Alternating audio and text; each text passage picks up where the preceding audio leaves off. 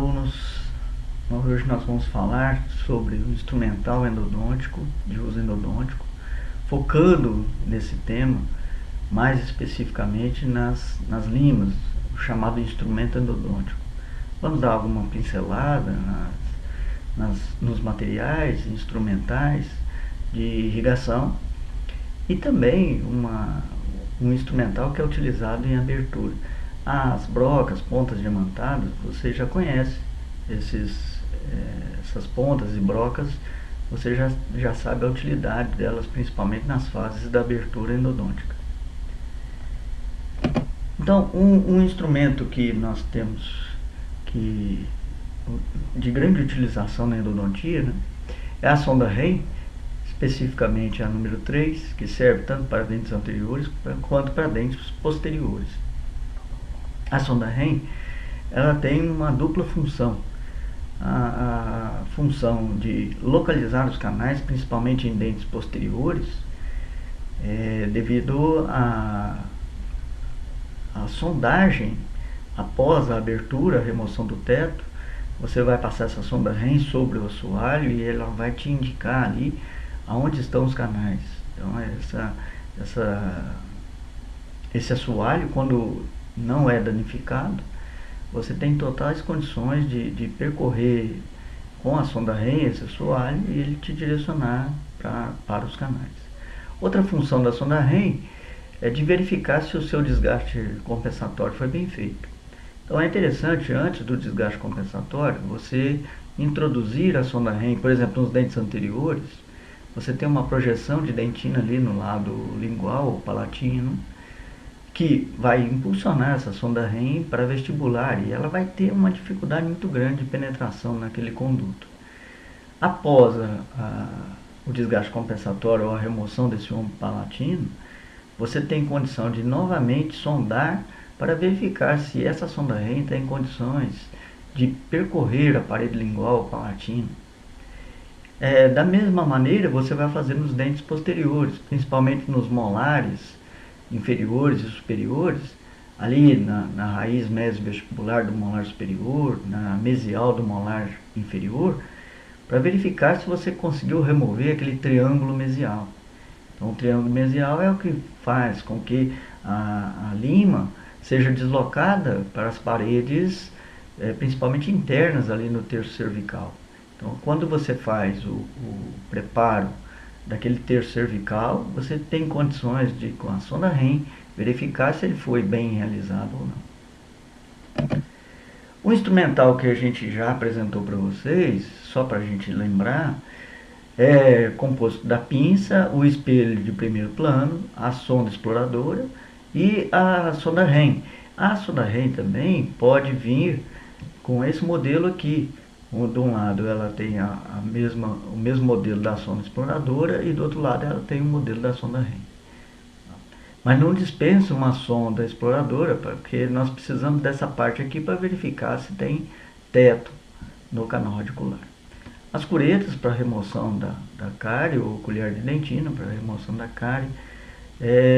Existe no mercado também os sugadores, que fazem parte do material de irrigação. Então, o sugador endodôntico, esse aqui é de metal. Hoje a gente está partindo para sugadores de plástico, que são mais interessantes, porque você não tem a necessidade de reutilizá-los. Esse instrumento aqui, principalmente as agulhas, a gente não tem uma condição muito boa de limpeza interna, por isso a gente dá preferência para os descartáveis, como esses sugadores descartáveis, né? E também a agulha de sucção descartável, agulha de irrigação descartável, etc. Então nós temos aqui também a seringa de irrigação. Essa seringa de irrigação, quando você for adquirir essa seringa, seria interessante que você adquirisse seringas de 3 ml, de 5 ml, para não ficar de uma maneira desconfortável para você fazer irrigação. Lembrando que não adianta você comprar a seringa com aquela agulha que vem para a injeção intramuscular, porque aquilo é muito calibroso, além do que apresenta o bisel, que também não é muito interessante para fazer irrigação. Então, a agulha com bico de rosca aqui, e a agulha de irrigação, né, a seringa com bico de rosca, e a agulha de irrigação, uma agulha muito fina. Então nós temos que associar sempre a irrigação com agulhas muito delgadas, muito finas, porque eu quero levar em profundidade no sistema de canais radiculares. Aqui então nós temos a sonda exploradora, essa parte aqui utilizada para a gente verificar se tem teto ainda. Nós temos essa parte aqui para verificar se nós caímos na câmara pulpar. A sonda REM, como nós já explicamos, vai detectar os canais. Ela também vai ver se o seu desgaste compensatório foi bem realizado. Nós temos a pinça, espelho de primeiro plano e a espátula de inserção, ou número 1, que ela vai inserir cimento, material na cavidade endodôntica. Nós temos ainda o tamborel, o dispositivo tamborel, em que você vai utilizar esse tamborel previamente esterilizado. Se você não quiser utilizar essa esponjinha que vem junto com o tamborel, você pode utilizar algumas gases e que você tem a tampa desse tamborel presa justamente nessas gases. Sendo que nesse tambor aqui você vai alimentar esse tambor com uma substância antissética, que pode ser o hipoclorito de sódio, por exemplo. Então, a partir do momento que você utilizou uma broca, uma ponta montada, uma lima, você deve limpar esse instrumental com uma gase estéril e espetar ele aqui, desde que aquela parte que você quer que faça a desinfecção fique mergulhada nesse líquido que está aqui dentro desse tamborzinho. Então tá aí o tamborel. Essa esponjinha aqui, nessa marca de tamborel aqui, ela é muito dura, é difícil de perfurar. Então a sugestão é colocar, em vez dessa esponjinha aqui, várias gases. Bom, um instrumental que nós vamos apresentar para vocês, que está diretamente relacionado, principalmente ao preparo do canal radicular, são os alargadores de gates e alargadores de largo. Eu estou falando alargadores e eu estou fazendo uma pergunta aqui: brocas ou alargadores de gates ou de largo? Eles são hoje os chamados alargadores. Durante muito tempo a gente chamou esse instrumento de broca. Na verdade, ele não tem uma ponta cortante. A broca é um instrumento que tem a ponta cortante, que ela produz um furo.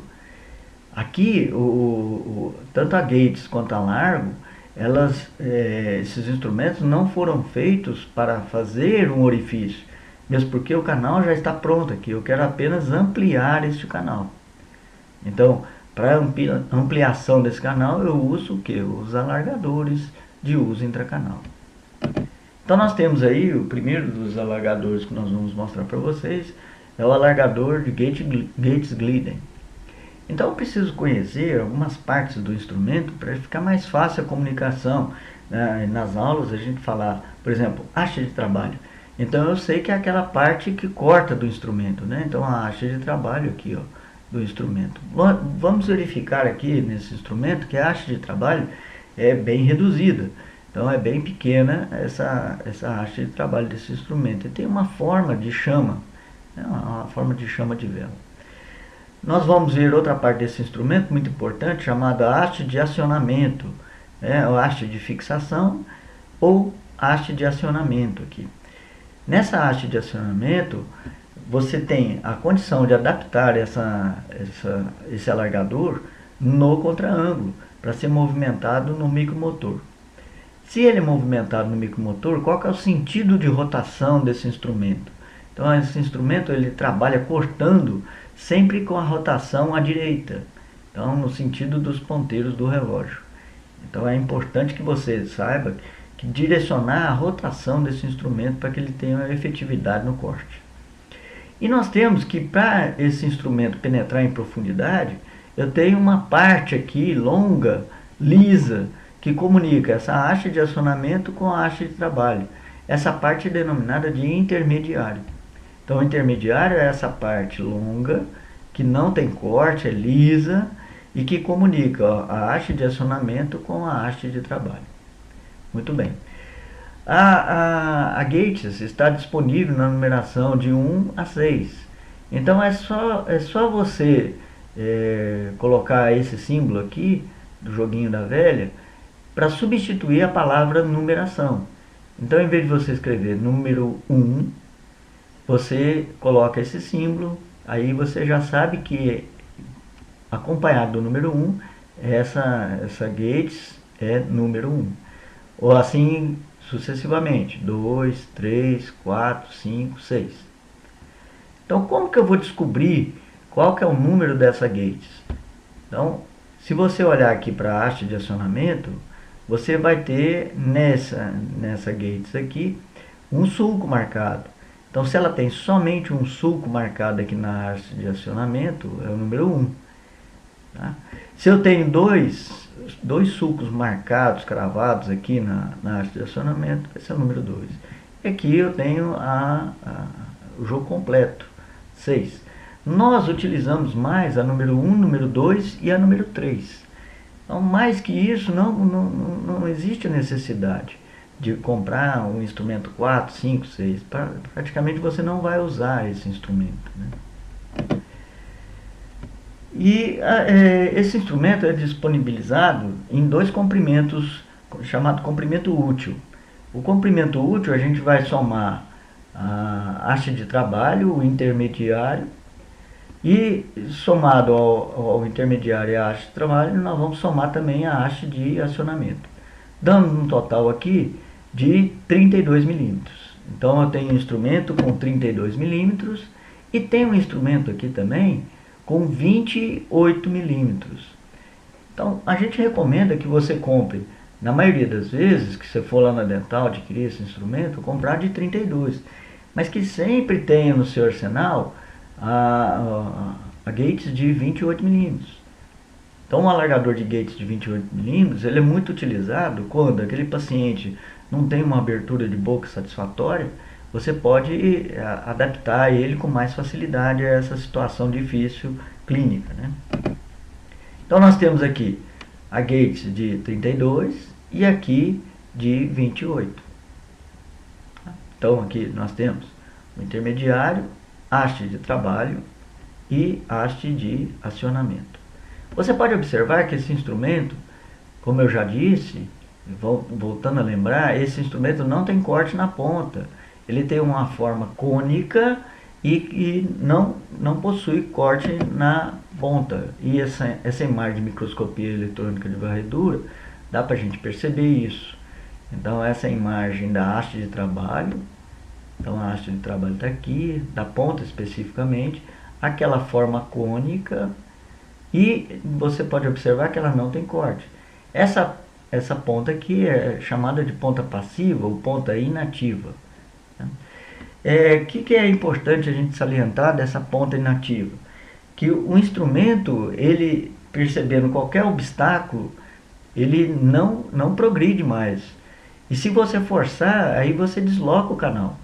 Então é importante que você tenha um treinamento, uma curva de aprendizado com esse instrumento, para poder perceber quando você tem esse obstáculo no canal radicular. Porque esse obstáculo normalmente é o início da curvatura.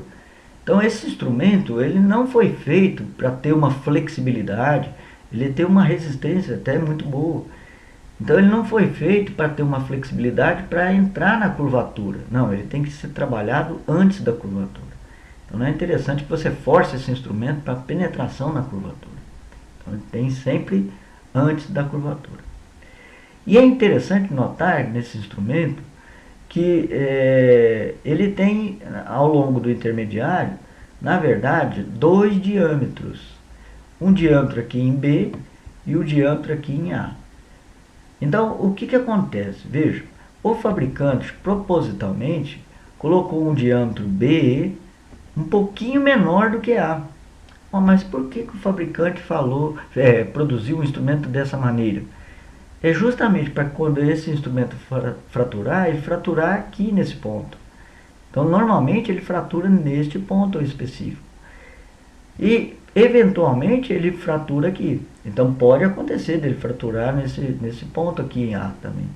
Mas, na maioria das vezes, ele vai fraturar aqui em B. que acontece? Se fraturar em B, você tem a remoção desse instrumento com muito mais facilidade. Então basta você pegar uma pinça, movimentar aquela parte que você tem ali no intermediário, que quebrou, você consegue tirar sem muita dificuldade esse instrumento dentro do canal radicular. Então aqui, apresentando os instrumentos que a gente mais utiliza, então o número 1, o número 2, o número 3. Então nós estamos vendo aqui o intermediário liso, aqui a haste de trabalho desse instrumento, a ponta inativa ou não cortante dele. Como que a gente vai movimentar esse instrumento? Então, como nós falamos, o micromotor tem que ser acionado para a direita. Então você vai penetrar no canal na medida em que você deseja e vai apenas avançar e retroceder um pouquinho esse instrumento, mais avançar do que retroceder, até você chegar na medida que você deseja, né? Então não adianta eu querer levar esse instrumento, por exemplo, eu queria tirar mais facilmente o triângulo mesial, então não adianta eu querer movimentar a Gates em direção à mesial. Por quê? Porque fatalmente ela vai produzir um preparo circular. Então não adianta eu querer pressionar essa Gates contra certas paredes, determinadas paredes, com a intenção dela cortar mais aquelas paredes. Não, não vai acontecer isso. Então, olha, vejam, o canal quando é circular, ela tem uma facilidade muito grande de dilatar esse canal. Por quê? Porque ela produz um preparo mais circular. Quando o canal é achatado, olha, como esses dois modelos de canal aqui, ela vai dilatar o canal de maneira mais circular, mesmo que seja um canal um pouquinho mais amplo. Então ela não consegue seguir aquela pressão em direção às paredes que você vai tentar conduzi-la, e não vai acontecer dela cortar essas áreas que você está com a intenção de cortar, ou seja, ela vai produzir necessariamente esse preparo circular. Bom, qual que é a profundidade desse instrumento trabalhar no canal radicular? Se for um canal reto, amplo ou atrésico, a gente deve levar esse instrumento, né, esse alargador, até mais ou menos a metade do canal, ou no máximo no finalzinho do terço médio. Então quando o canal é reto, metade do canal ou até o final do terço médio. E quando o canal tem curvatura? Sempre antes da curvatura. Então esse instrumento deve ser levado até antes da curvatura inicial.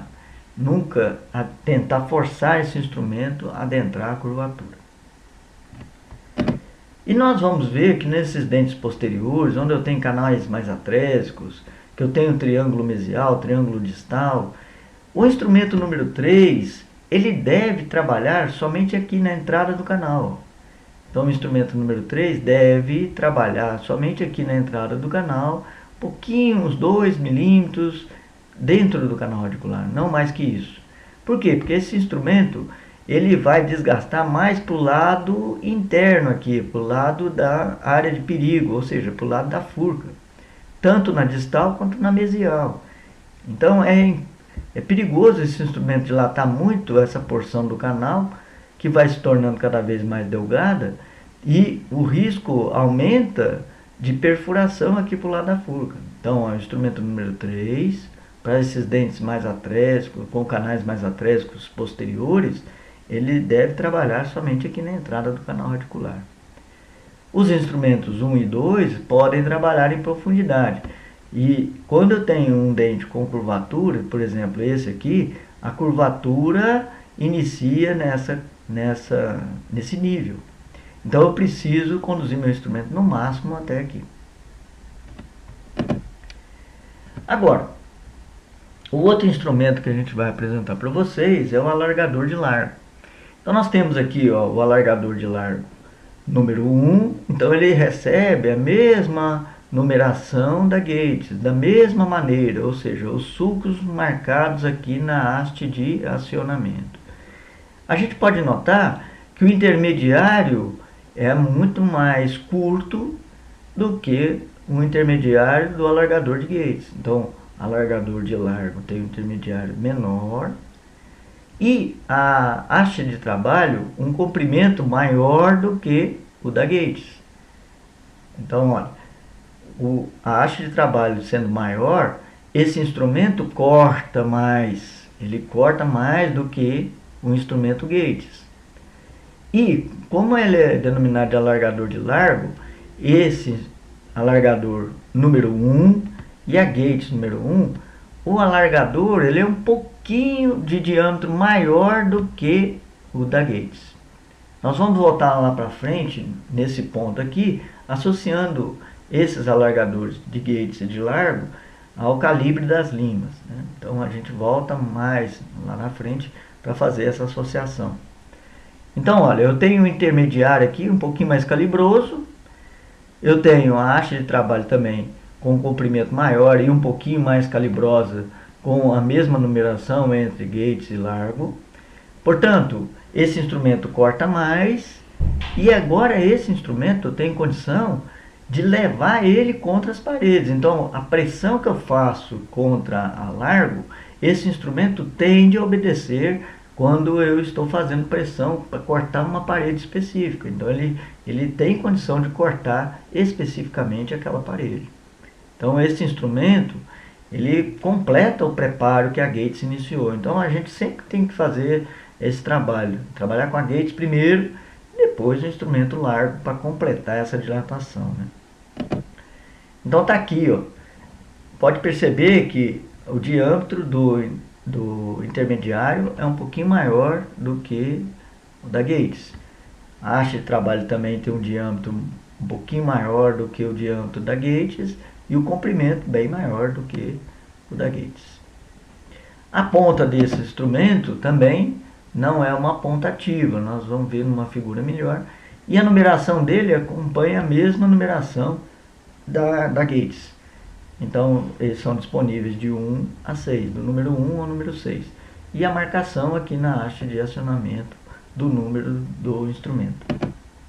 Ele também é produzido no comprimento de 32 milímetros e de 28 milímetros. Então, é importante que você tenha, na maioria dos seus alargadores de largo, de 32 milímetros, mais pelo menos um de 28 para aqueles casos de abertura de boca pequena do paciente. Então nós temos aqui a ponta do instrumento, ó. Então a ponta aqui do instrumento mostrando que ele também tem uma ponta cônica, lisa, que é denominada de ponta inativa ou ponta passiva, né? E aqui os alargadores de largo, eles podem ser utilizados contra o triângulo mesial, contra o triângulo distal, contra o ombro palatino, o ombro lingual dos dentes anteriores.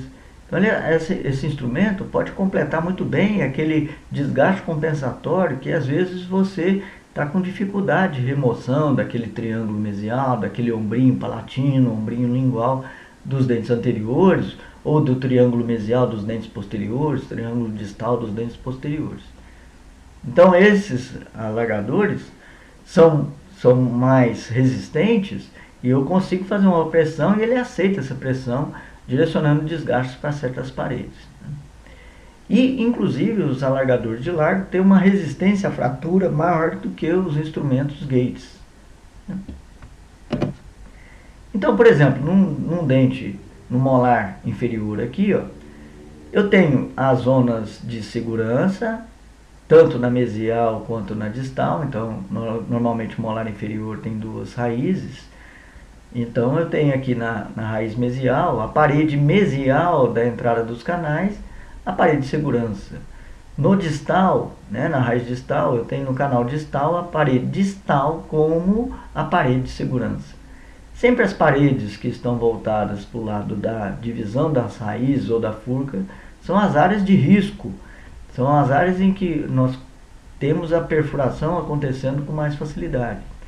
Então eu tenho que levar esse alargador de Gates, de largo, desculpa, primeiro, no sentido do obstáculo que tem aqui na mesial. Qual que é o obstáculo que tem aqui? O triângulo mesial. Então eu vou levar esse alargador de Gates para a mesial. Então, primeiramente para a mesial.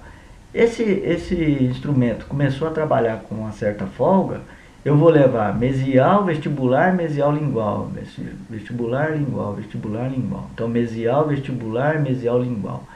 Então, agora eu tenho condição da eliminação daquele triângulo mesial. Se eu for fazer esse mesmo trabalho na eliminação do triângulo distal, primeiro eu vou para distal. Então, primeiro para distal, depois distal, vestibular, distal, lingual. Vestibular, lingual. Tá? Nós estamos só começando, hein, gente? Bom, outros instrumentos que você comprou, adquiriu, né? Dentre eles nós temos aqui o Becker. Então, Becker são esses dispositivos aqui, esses potinhos, que servem para você colocar a substância química que você vai utilizar durante o preparo químico-mecânico, a instrumentação do canal radicular, e dependendo da necessidade, você vai aqui e alimenta essa seringa toda vez que terminar o líquido aqui nessa seringa. Você vem, destarracha a agulha, pega mais uma quantidade de líquido aqui, coloca novamente a adaptação da agulha na sua seringa, e é importante que você tenha aqui, ó, a condição de comprar uma seringa, como eu já tinha dito, uma seringa de rosca. A agulha de irrigação é uma agulha bem fina para alcançar em profundidade, e a gente sempre tem que trabalhar com essa agulha com uma angulação ou com uma curvatura para facilitar a entrada no canal, para facilitar os movimentos de irrigação. Outro dispositivo que nós temos aqui é o chamado stop ou cursor, que é esse dispositivo aqui que determina a profundidade máxima de penetração da sua agulha. Então, por exemplo, eu tenho esse dispositivo aqui, ó, o stop. Então, do stop até a ponta do instrumento é a profundidade máxima que essa agulha vai poder penetrar. Então, esse dispositivo limita a penetração da sua agulha. Nós temos aqui, então, a necessidade imperiosa de comprar seringas com bico de rosca. Se você comprar aquela seringa que tem só a pressão, né, um bico liso, que você vai fazer apenas a pressão da agulha, você corre o risco de fazer uma força mais intensa no êmbolo dessa seringa e essa agulha sair, provocando às vezes alguns acidentes. Pode manchar a roupa do paciente, a sua roupa, pode espirrar no olho do paciente, essa agulha pode espetar a face do paciente. Então é uma coisa desagradável que pode acontecer no consultório. E a gente pode evitar muito bem esse acidente comprando uma seringa de bico de rosca. As agulhas aqui, hoje nós temos agulhas muito interessantes para irrigação, principalmente esta aqui, que o fabricante fez uma janelinha para a saída do líquido aqui, ó, justamente nessa janelinha que ele construiu, o líquido sai por aqui e não na ponta. Então isso evita acontecer algum acidente, como o extravasamento da substância química que você está utilizando além do ápice. Então esse tipo de agulha faz com que você previna aquele acidente de extravasamento de líquido além do ápice, principalmente quando você estiver trabalhando com hipoclorito de sódio. Essa agulha aqui, ela já vem com uma angulação. Então essa agulha aqui você precisa angular, essa aqui não. Então ela já vem angulada e ela só serve em bico de rosca, tá vendo? Olha, ela já vem preparada para o bico de rosca. É lógico, ela serve com pressão, mas ela também já tem adaptação para o bico de rosca, mesmo acontecendo com essas agulhas aqui. Essa agulha aqui é muito interessante porque ela não tem só uma janelinha. Então essa agulha da Endoese, né, o nome dela é Endoese, ela continua essa janelinha até lá no ápice. Então você não tem como fazer uma pressão com que a pressão seja suficiente para extravasar esse líquido lá no ápice. Então é um dispositivo de segurança para que você tenha uma maior tranquilidade no procedimento de irrigação. Bom, com relação às réguas, para que nós utilizamos essas réguas? As réguas são dispositivos para você medir a profundidade que você vai levar. No caso aí da irrigação, a sua agulha. No caso da instrumentação, do preparo com a lima, a profundidade que aquela lima vai penetrar no canal radicular. Então, por exemplo, essa lima aqui eu quero penetrar no canal radicular com a extensão de 20 milímetros. Então eu vou colocar a ponta dessa lima no 20 e o stop vai ficar adaptado nesse nicho aqui. Então esse stop pode movimentar, o instrumento pode movimentar pelo stop. Então você vai adaptar a ponta aqui, ó, e quando o stop estiver nesse nicho e a ponta estiver aqui, eu vou ter a medida de 20 milímetros, que é a medida que eu quero estabelecer para essa lima penetrar nessa profundidade. Não vai passar dessa profundidade, né? Muito bem. Ela serve também, a régua, para medir a agulha, profundidade da agulha, e também serve para medir a profundidade do cone de gutapercha, que é um material obturador. Então esse material é um material que juntamente com o cimento, ele veda o canal, ele faz o selamento do canal radicular, do sistema de canais radiculares, né? Esse cone é um material muito mole, então não tem como eu colocar um stop nele. Então como que eu faço para medir? Eu pego a pinça e faço uma pequena pressão, vamos dizer que eu quero colocar esse cone também na profundidade de 20 milímetros. Então o que eu faço? Eu ponho a ponta do cone aqui e pego a pinça, fecho a pinça e faço uma pressão aqui. E esse material vai ficar com essa marca aqui. Essa marca determina que dessa marca para a ponta do cone de gutapercha eu vou poder introduzir 20 milímetros desse cone. Esse dispositivo de régua hoje, ele pode ser utilizado no dedo, é um tipo um anel, para facilitar a aferição, né, a medida das limas, dos cones. Então muita gente tem utilizado dessa maneira, desse recurso aqui. Essa outra régua também é interessante, porque ela tem um dispositivo móvel aqui, ó, que serve para você depois de determinado a medida daquele canal, você, por exemplo, tem um canal que está medindo 25 milímetros, então eu ponho esse dispositivo aqui até nessa marcação de 25. Então, simplesmente, a hora que a ponta do instrumento bate nesse anteparo aí, você tem 25 milímetros. Bom, nós temos outro tipo de régua aqui, que ela serve também para medir, que obviamente serve para fazer essa aferição aqui. E também serve para que você possa ter aqui, ó, a condição de calibrar o cone de gutapercha. Como é que eu faço isso? Eu pego esse cone de gutapercha aqui, coloco nesse orifício e olho do outro lado dessa régua para saber o quanto que esse cone está passando.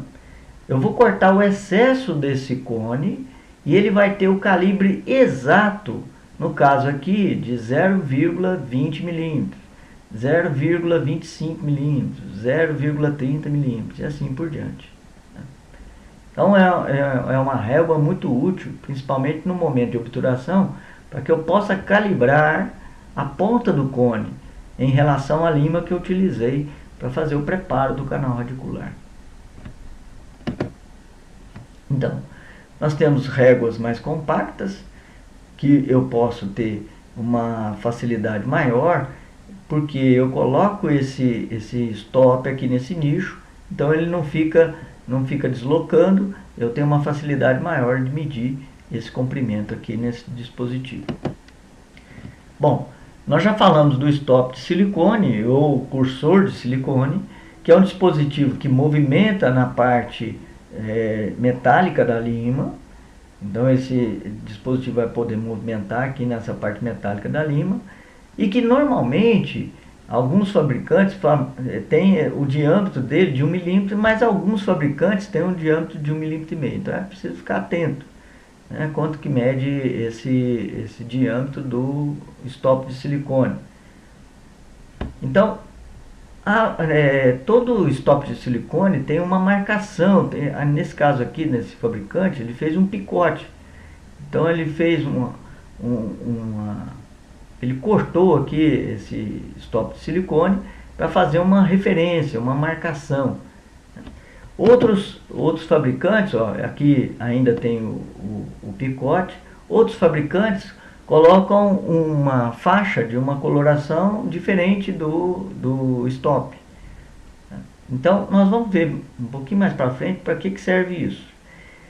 Aqui nós temos os stops com cores diferentes. Ó, eu tenho stop branco, amarelo, vermelho, azul, verde e preto, na mesma cor da sequência das limas. Então, o que é importante eu ter esses stops de cores diferentes? Primeiro, que se eu preciso controlar o número de vezes que eu utilizei aquela lima, principalmente no instrumento de níquel titânio. Então, eu preciso saber quantas vezes eu já utilizei aquela lima, ou se eu não utilizei nenhuma vez. Então, ó, simplesmente, você vai colocar o stop branco quando você tem uma lima de primeiro uso. Esse primeiro uso significa, não é um dente que você está usando, significa um canal. Então, ó, eu vou utilizar em um canal, stop branco. Vou utilizar em 2 canais, stop amarelo. Vou utilizar em 3 canais, stop vermelho, e assim por diante. Então a gente vai ver que isso é muito importante para controle da quantidade de canais que você instrumentou com aquela lima de níquel titânio. E hoje alguns fabricantes, eles determinam que a lima de níquel titânio, conforme a atresia do canal, a curvatura, ele deve ser utilizado em 3 canais, no máximo 4 canais. Então é bom para você ter essa noção. Outro stop que é muito bom para fazer esse tipo de marcação é esse stop em pétalas. Então, você utilizou uma vez a lima, ou seja, um canal, você tira uma pétala. Se você utilizar a segunda vez, tira outra pétala. Você já utilizou 2 vezes aquele canal, aquela lima. E assim por diante. Então, essa faixinha aqui do stop, ela é muito importante. Tá vendo? O stop é amarelo, com essa faixinha pretinha como referência. Então, o que nós temos como que nós podemos trabalhar bem com o stop? Veja, quando eu quero obter uma medida, o stop não pode ficar longe da referência. Qual seria a referência lá no dente, porque você possa ter uma medida que eu consiga reproduzir para as outras limas? Então, o stop tem que apoiar na ponta de cúspide nos dentes posteriores. Então, a ponta de cúspide nos dentes posteriores e a borda incisal nos dentes anteriores. Então, aqui está distante? Não está correto. Está distante, não está correto. Aqui, ele está na oclusal, ele não está na ponta de cúspide, então ele está na oclusal, está fazendo até uma pressão aqui, ele está deformando o stop. Aqui, ele está inclinado, ele não está perpendicular à referência, e aqui está distante. Então eu preciso trabalhar esse stop para que ele apoie realmente na referência que eu quero reproduzir aquela medida. Então essa referência é muito importante para quando você for fazer as suas anotações endodônticas, que você faça o tamanho do canal, por exemplo, canal mesovestibular, igual a 21 milímetros. Qual que é a referência? Ponta de cúspide da mesovestibular. Então, ponta de cúspide mesovestibular. E é importante isso. Se você está trabalhando no canal mesovestibular, que você tem uma referência na cúspide mesovestibular. Se você está trabalhando com a mesolingual, a referência é a cúspide mesolingual. O canal distal, de preferência a disto vestibular. Então, a referência mais próxima do canal que você está trabalhando. Então, essa faixinha que nós vamos dando detalhe ao longo aqui da aula, né? Então, ela serve para que você tenha a noção para que lado você curvou esse instrumento. Professor, precisa curvar um instrumento? Precisa. Um instrumento de aço inoxidável, ele necessita uma curvatura para que ele possa acompanhar a curvatura do canal. Esse molar inferior, por exemplo, a curvatura dos canais mesiais está para distal. Então eu tenho que curvar esse instrumento. E uma maneira da gente saber se essa curva do instrumento está coincidindo com a curva do canal é colocar essa faixinha do cursor voltado para a curvatura do instrumento. Então, olha, por exemplo, aqui Eu estou introduzindo a lima no canal, a faixinha está para mesial. Ora, a faixinha tem que coincidir com a curvatura do canal, ou seja, a curvatura é para distal. Então eu tenho que movimentar esse instrumento para que quando essa faixinha esteja direcionada para distal, a coincidência do instrumento com a curvatura do canal. Então vai acontecer a coincidência do instrumento com a curvatura do canal. E assim, eu tenho uma facilidade muito grande de perceber aonde que eu tenho a curvatura do instrumento para verificar se ele está coincidindo com a curvatura do canal. Bom, aqui está corretamente apoiado o stop. Veja, esse canal vestibular tem um apoio aqui do stop na vestibular. Esse canal palatino tem um apoio do stop aqui na palatina. Vai acontecer, às vezes, de você ter um instrumento, a parte metálica do instrumento, com o mesmo comprimento do canal.